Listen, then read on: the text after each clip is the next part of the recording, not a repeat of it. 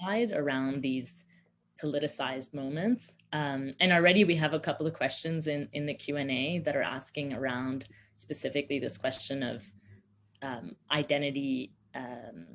You know, I think a theme that you wanted to pick up in your research questions, which was, you know, how as scholars, you know, given all of this variation that we see in you know, and the differences and uncertainties around identity, and, you know, Yusuf pointed to the fact that in the sort of the major survey, the Arab American Institute survey, you know, Sudanese and Somalis are included as Arab Americans, but then, you know, if probed, you know, individuals may not actually take on that identity.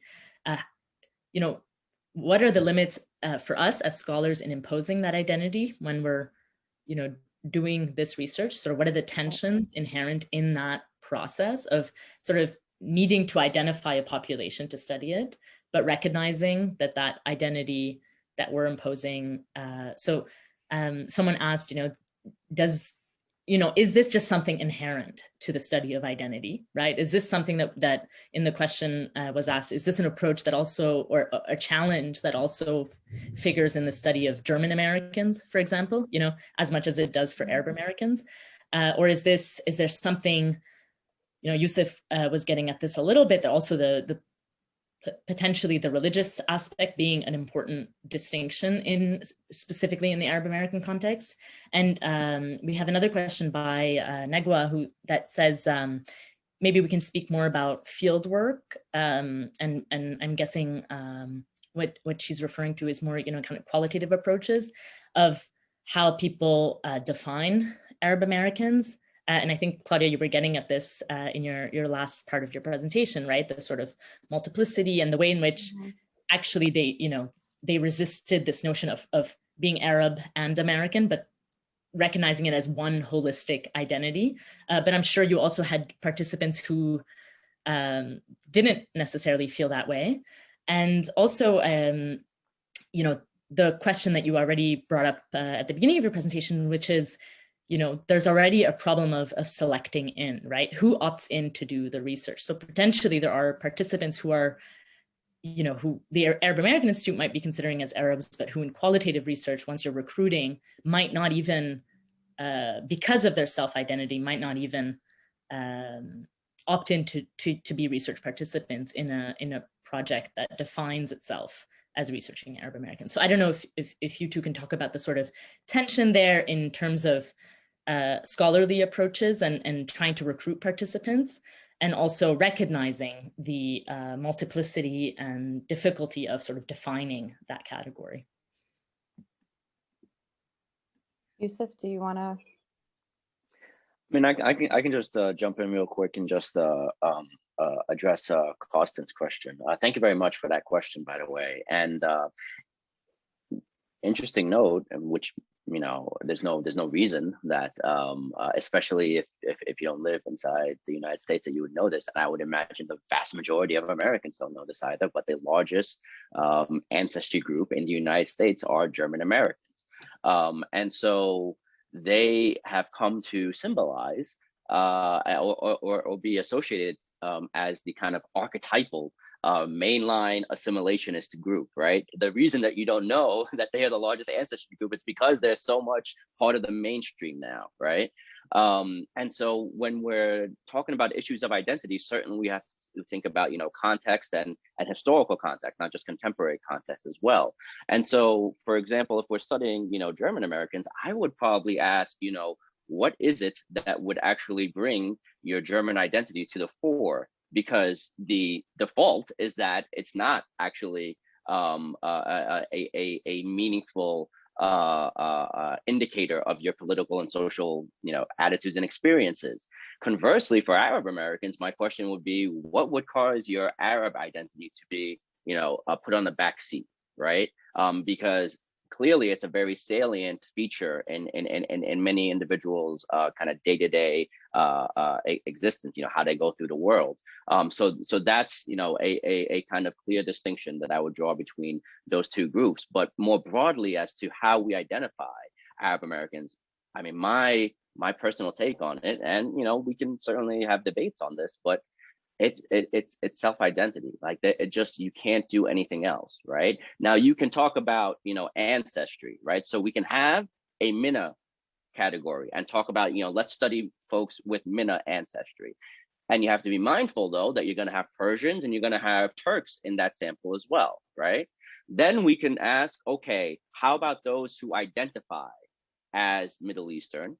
That's a different group than those who actually have ancestry. And then another group would be, how about those who identify as Arab or Arab American, right? Because at that point, now we're talking about self-identity. That affirmation of identity is that's telling you something, right? And so in one of the really seminal works on Arab American identity by Adrusha and Amani Jamel, they find that if you are an Arab Christian, you're less likely to, a Christian of Arab extraction, you're less likely to, buy into this Arab American identity than Arab American Muslims are, right? And so that's a meaningful finding. Now that's from the one study drawing from the Detroit Arab American survey, and so it will be interesting to know, does that port over kind of over time and a more in different geographic contexts? Yeah, I mean, to speak to that as well, for qualitative research, because we can define who becomes part of our sample, our selection sample. And I think even then, if you say, and this kind of speaks to like who will self-select as being part of my research, if I'm doing research on Arab Americans. And so we know that like Lebanese people with Lebanese ancestry are, and Christian are less likely to identify as Arab. Or, as you were saying with the Chaldean and Maronite Christians, like, how are they racially classifying themselves? There's a lot of issues like with the group itself and the label Arab. So it just gets me to think of, for example, with the selection of, who opted into my study.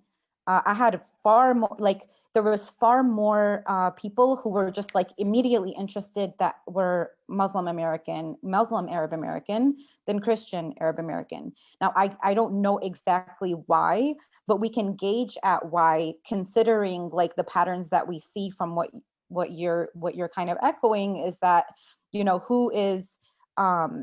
who's more likely to have ethnic markers, who is more likely to be white passing. There's even studies about Arab Americans, and Arabs are, as quite a privileged group, considering where they fall in terms of their average, their income, their the self-selection, even in migration patterns, right? There is privilege that comes with that. And there's also kind of echoing what, Mary Waters would say about ethnic options. We have racial options, the fact that you could kind of opt into one category or another, and when it comes to on paper, the way that people see that is, there's a set of people that see, for the most part, this is a disadvantage. We need our own category. There's a very small percentage that also think I don't know what I would do in this case, considering the history of how people have racially classified and then been scrutinized for it. There's kind of a little bit of worry. So it's kind of we have to unpack what this means, I think, for our community in the way that they self-select, in the way that they identify themselves. And so when we're putting this out there, as researching Arab Americans in a qualitative context, is there kind of a selection bias of who we end up kind of, oversampling in a way?